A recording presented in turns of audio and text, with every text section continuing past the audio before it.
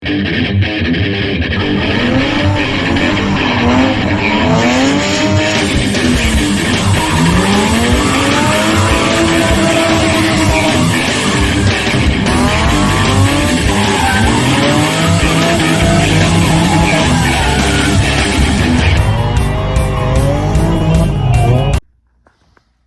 right, so we're back with another rental.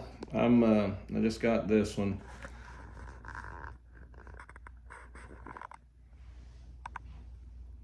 So it's, as you can see, it needs some work. They left some furniture in here. I was kind of thinking through it. I always come to the rentals when I first get them and try to think about, you know, kind of what I'm doing with them. And so this one, it's old house. It's probably got only one plug in each room. Some of the floors are pretty rough shape. It's a little bitty tiny laundry room. Little bitty, gotta replace that floor. I guess this would be the kitchen. You can see they only got one light hanging in these things. The vinyl's tore up, floor solid, but antique looking cabinets. Countertops, missing a window. The stove's on the interior wall with no ventilation. We'll have to figure out something there.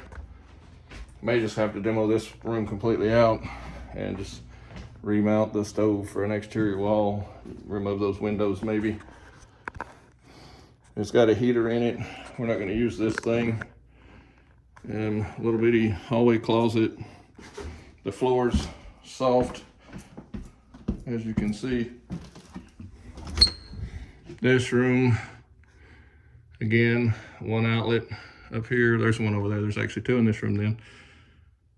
The carpet was just thrown down. I actually pulled that out.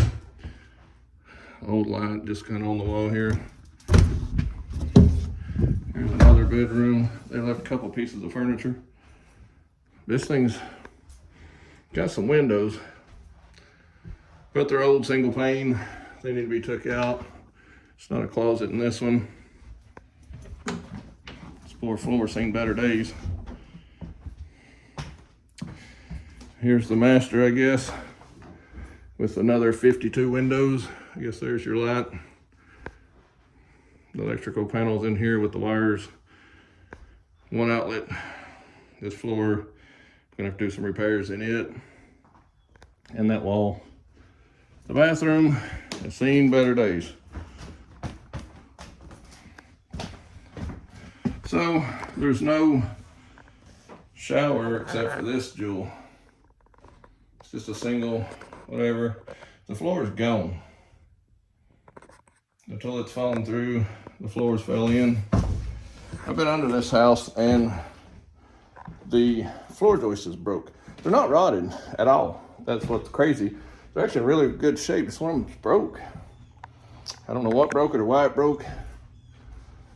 But we have to get under, build some blocking up, maybe pour some concrete because I'm gonna cut the floors open. Probably pour some concrete and block it up. So yeah, it's not a bad little house. Square footage is decent for our area, for just a single dwelling. And so technically it's 1, 2, 3 bedrooms, it could be. And then a small laundry room, like tiny. This is like a dining room.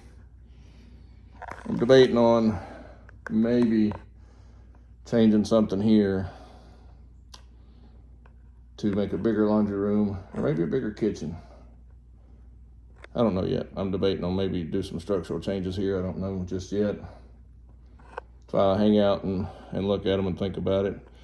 But all these windows is insane. I mean, in this room, there's 4, 5, 6, 7, 8, 9, 10 windows in this room. And they're all single pane wood windows.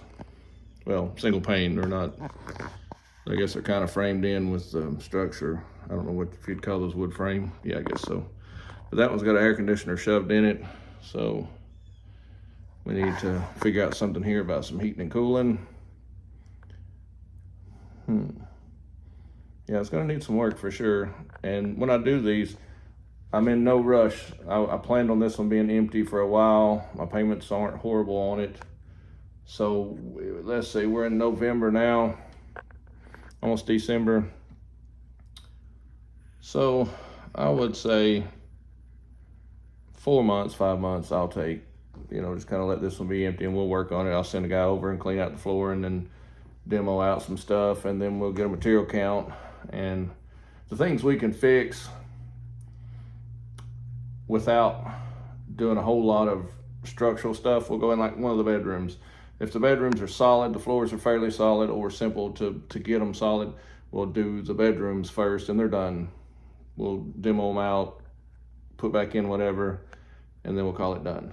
And then maybe the living room, we'll make a decision on what we're gonna do on all these windows, maybe do some framing in some of these. So when we do this, we'll have to do some exterior siding and stuff too. So all this vinyl floor, all the carpet, they've just kind of stitched that together. It's got 2 pieces of the gold. If you see that, that's threshold for going from one room to another, like this would be.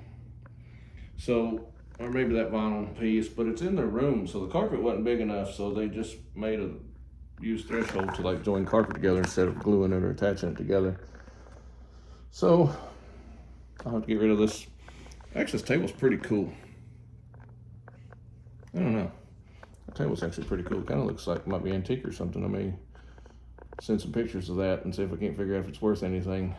People leave stuff, and there's a couple pieces of furniture in that bedroom as well. But we'll have to start from the top, work our way down.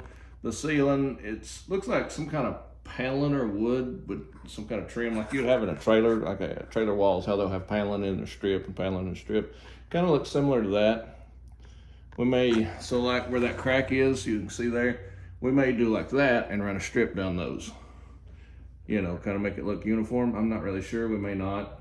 May just put a little sheetrock mud over it, slick it up, and just paint it. The ceilings look pretty solid. They're not falling in or anything. A lot of screw holes, a lot of nail holes. We'll have to do a lot of painting and caulking for sure, then replace the floor. But I don't see a ton in the living room unless we do frame in the window and all that, but I don't see a ton in the living room that needs to happen. There's some soft spots in this center on the other side of that. I think it looks like, so if you can see where it's painted down so far and then it's not painted, and that, it looks like that in several of the rooms.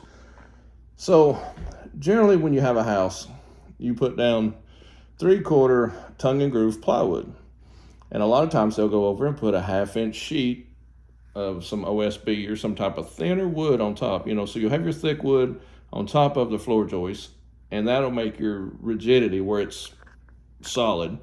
Then they'll take a thin board and they'll screw it down on top of it so it makes it even tighter so you don't feel any spongy spots on it. And when you get your floor creaks is usually where it's 2 layers of that and it's not screwed down good. It's missing some screws in that area, and you get a little bit of creak of the floor twisting and turning when you walk on it. So if you put some screws in, if you're hardwood, you don't want to just drill it through the hardwood, or but under your carpet or your vinyl and that kind of things, if you ever take it up and you have some squeaky floors, you could run some screws in and probably fix that. So what it looks like to me is at one time there was 2 layers to this house, and somebody's took the top layer up, like the thinner stuff may have been bad, and they took it up, and instead of adding another layer back down, to me it looks like they've just threw carpet and vinyl over after taking that top layer.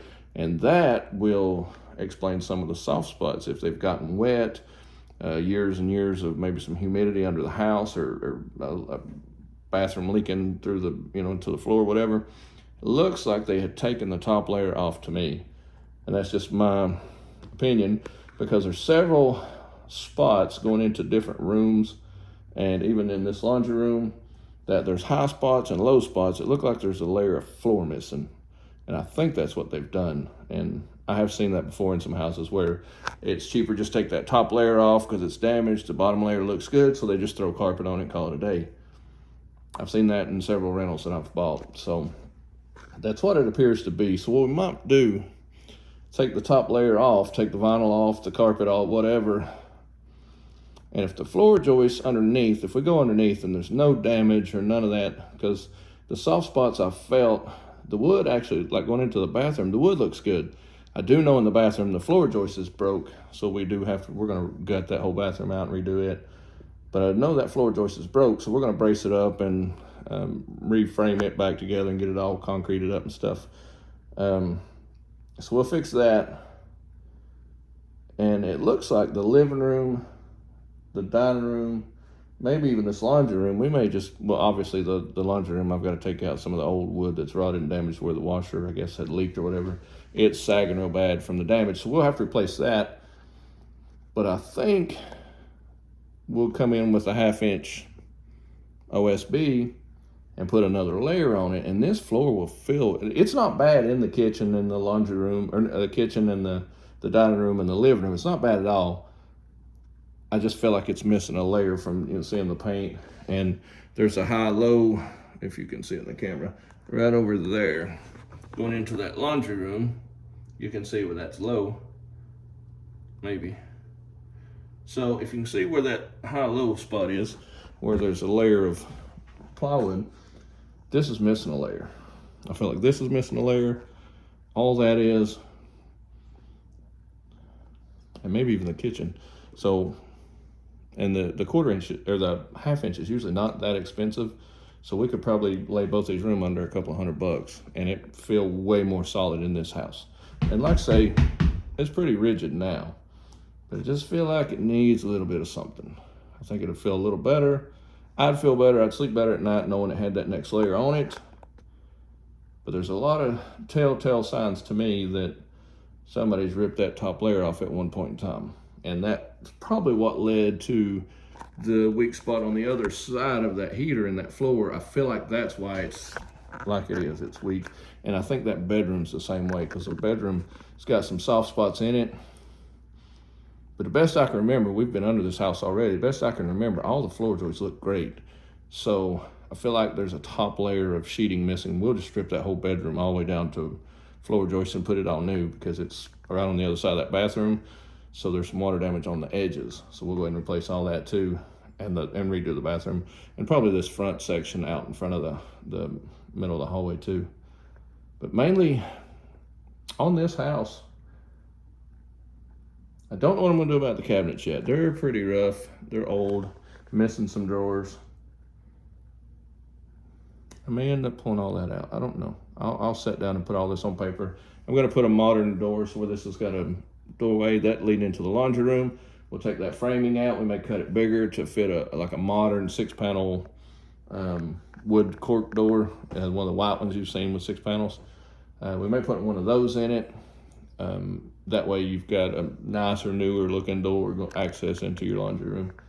And it doesn't have a place for a dryer, so we may have to run a 220 from the box over to this room and cut a hole in for a dryer. So that's something we'll have to look at too, because we need to put a dryer in here too.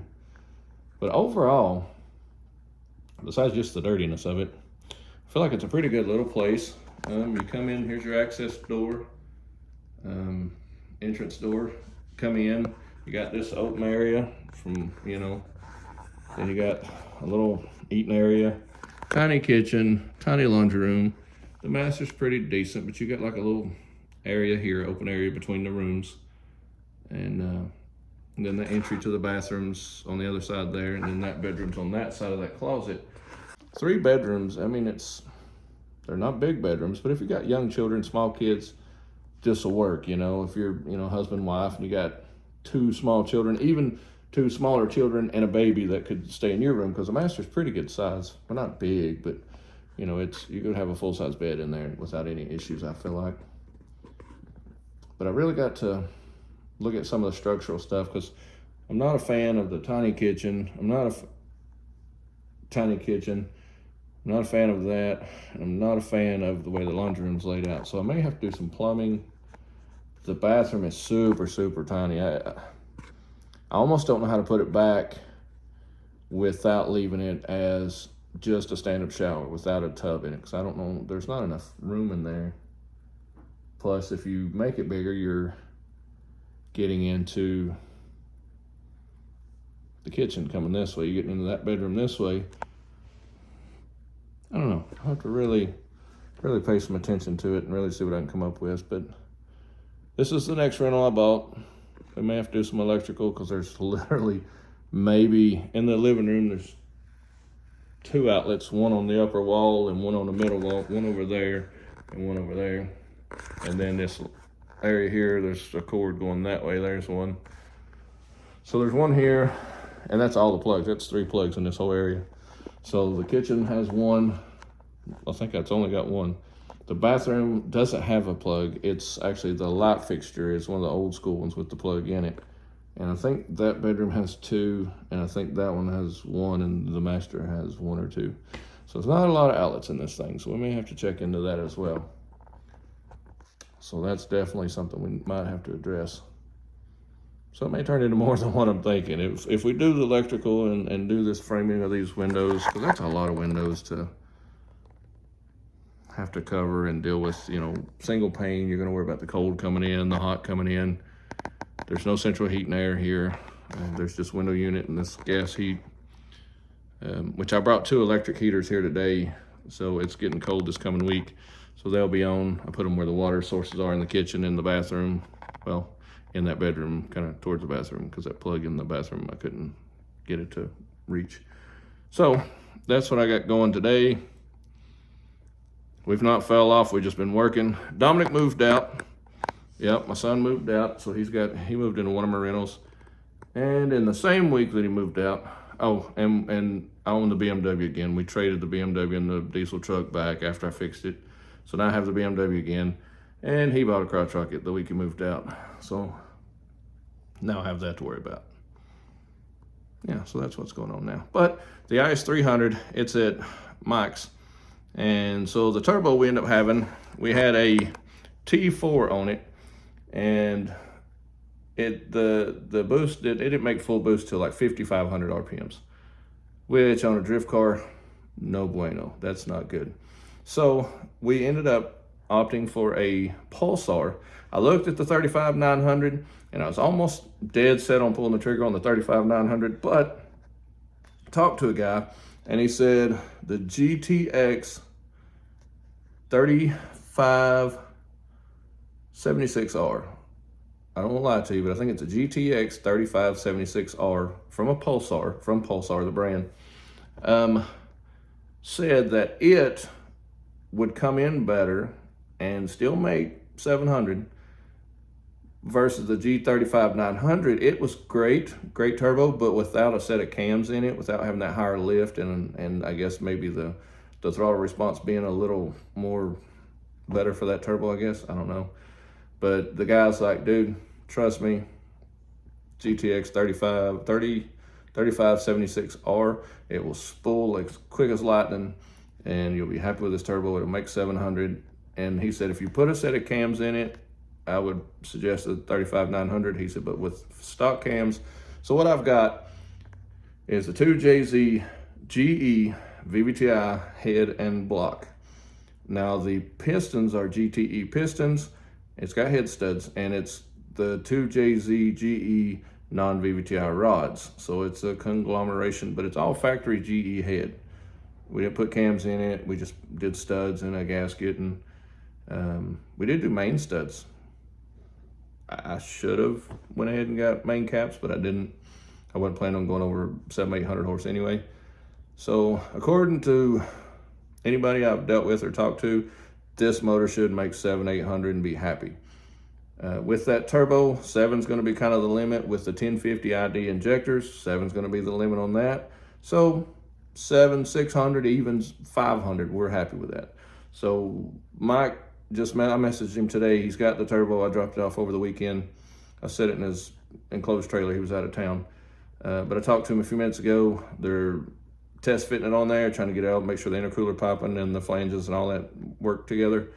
And as quick as he gets that, we'll be looking at maybe dyno it again. He has made some pulls. We did see some metal shavings in the oil earlier, but he changed the filter, got it on the dyno with the old turbo, made a few pulls, doing some break-in procedures and stuff, cut the oil filter open, super, super fine particles, just a few typical rebuilt, typical built engine, new engine material, nothing excessive. So I think we're okay.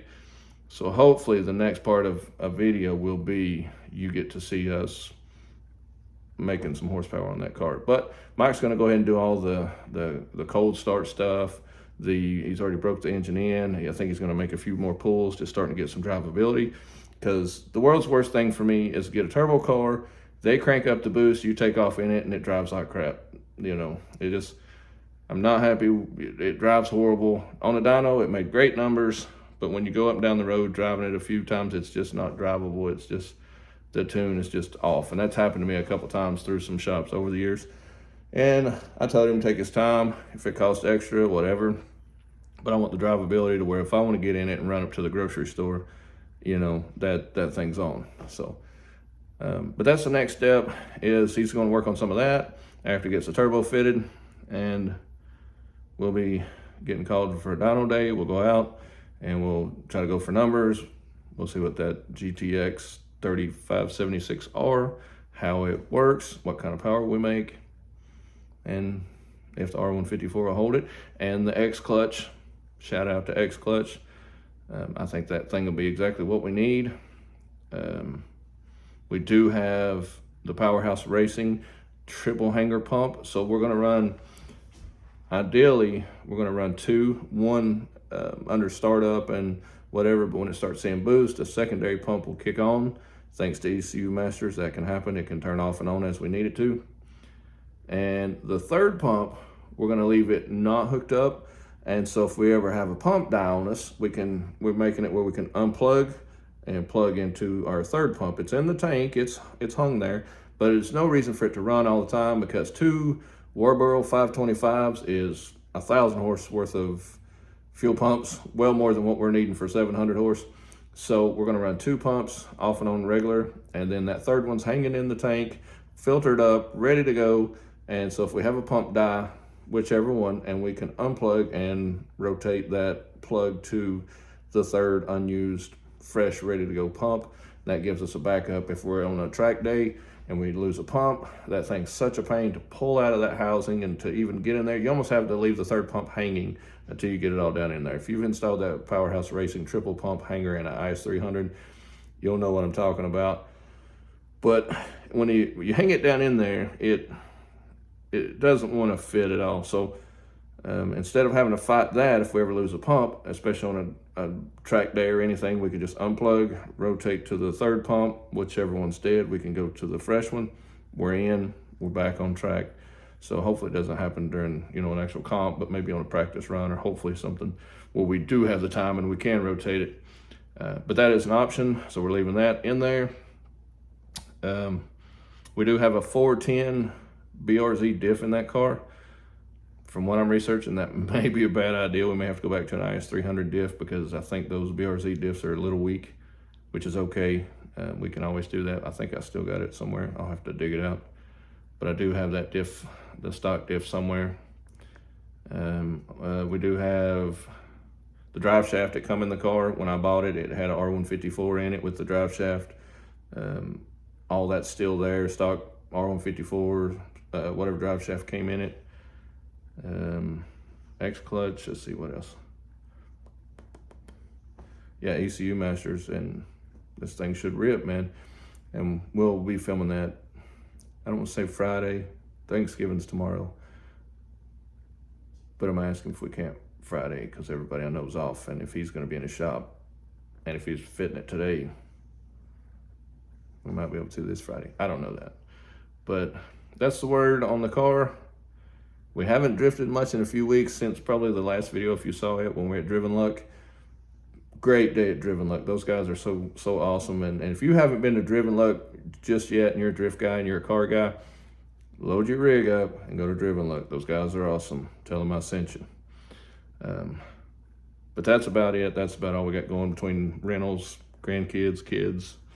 That's where I'm at in life. And yeah, that's pretty much where we're at. So we'll see you on the next one. All right, here we go. I'm feeling high.